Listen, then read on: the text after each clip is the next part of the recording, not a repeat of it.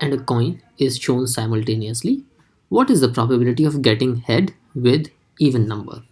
So the first thing that we need to understand is that we have a dice. A dice has 6 faces, and all the 6 faces are numbered from 1 to 6. So if we have one face here, the other face could be like this, the other face could have any other number like this. So it's a dice which has numbers such as 1, 2, 3, 4, 5, 6.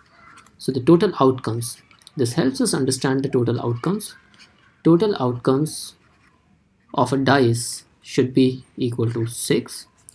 And now we have a coin, and the coin has one face head and the other face the same coin that has is tails. So the total outcomes of a coin will be equal to 2. If the two are thrown simultaneously, then the total outcomes that we will have will be equal to 12. If you want to write them manually, which we should not do actually in a actual test like situation, but here only for sake of understanding, we can say that when a coin is showing head, then we have possibilities of number 1, 2, 3, 4, 5, 6. And when the coin is showing tail, then once again we have the possibility of numbers 1, 2, 3, 4, 5, 6. So that ways we have a total of 12 outcomes here. Now, the question says, what is the probability of getting a head with an even number? Now we have to calculate the favorable outcomes.